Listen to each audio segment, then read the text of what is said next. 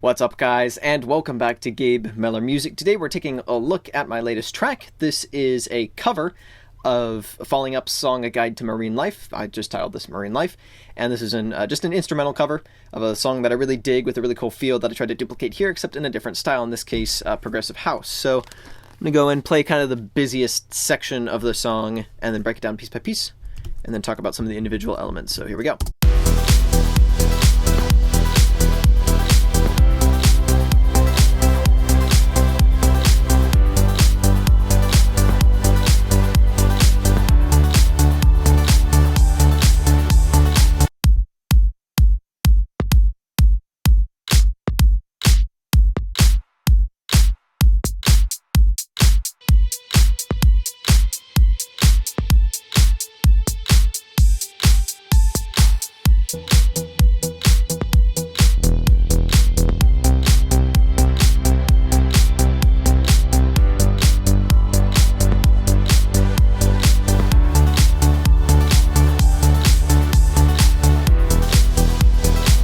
So I'm trying to keep this kind of quick because my last few making of videos have been a little long. So let's hop into the drums first of all. We got a kick.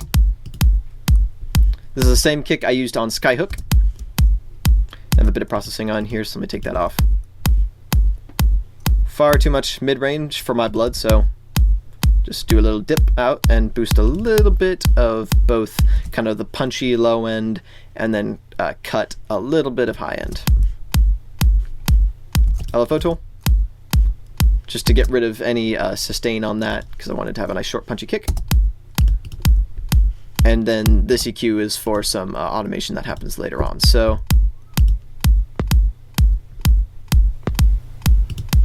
this is actually a kick. It's kind of this weak little kick, but it works perfectly for a little accent. And both of these kicks are tuned to be in the key of the song, in this case G minor. So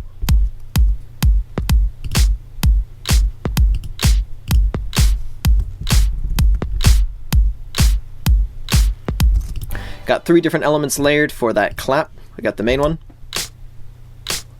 and that's moved to be ever so slightly ahead of the beat. And the reason it's even more ahead of the beat than I normally would put it is because it's got that first little click element before it gets into the main part of the clap. So muffled snare, if you take off the EQ, it's a pretty extreme snare, but just subdued it a bit, so it's kind of providing the body of the element, so it's not just this thin little clap, it actually has some weight to it. So and then finally the reverby clap. So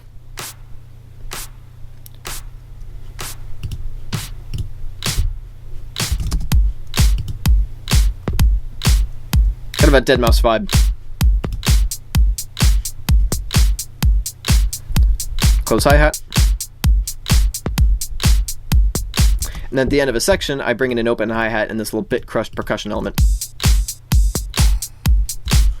So that is these 2 elements right here. That's got a bit of reverb on it as well. Some pretty extreme bit crushing. So that is it for the drums, and they build up over the course of the song.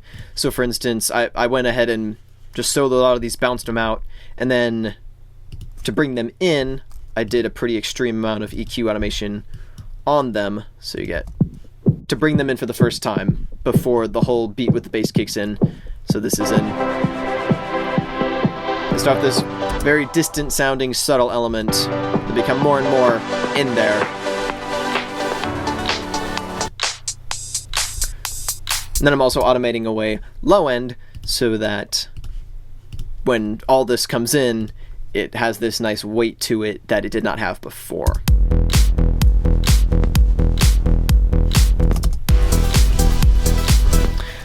So let's go into the bass next. I have 2 different bass elements layered here.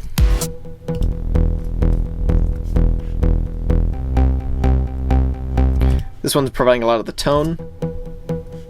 Take off the LFO tool.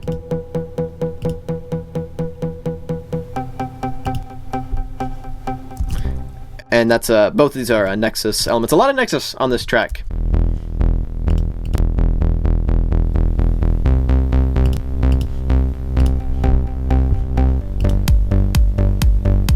those fit really nicely together with the kick. It's pretty simple on the bass, but that provides the body and the basis of the entire track. A few pads.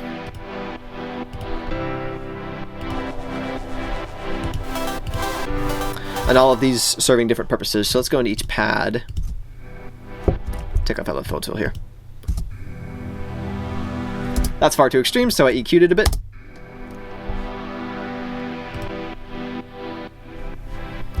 And then this other one is providing a bit more mid-range. So together, piano. And for this stuff, I do have the piano side-chained, or technically it's ducked, just a little bit. Just to keep that transient out of the way of the kick. And find this, I called it weird ambience, and that's basically what it is. Just kind of this bizarre little element that added a cool feel to it. And then we got a saw.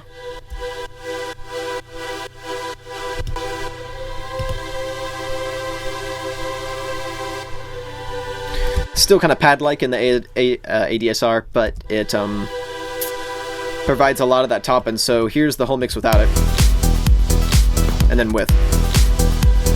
It's a pretty important little element. And then finally we've got the ARP.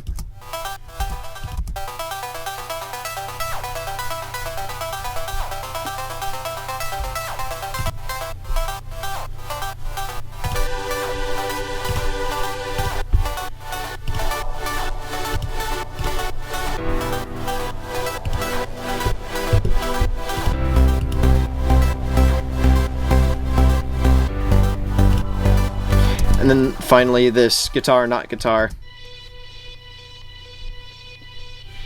playing the actual melody of the hook from the original song. It's very subtly layered in there, so you might not catch it if you're not listening for it, but it adds this cool little tone to it. And then finally this piano that's all throughout the song.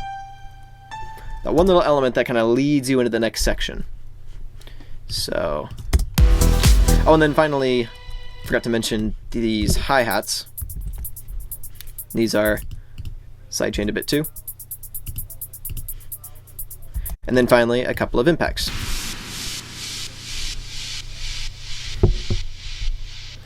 So, all that together.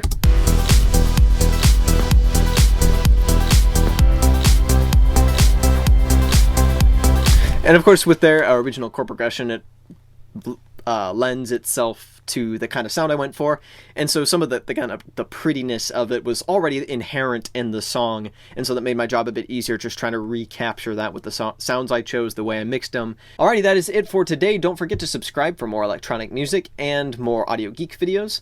I'm not sure when I'll come out with a new song next, but hopefully it'll be within a week or two, so until then, I'll see you guys next time. Peace out.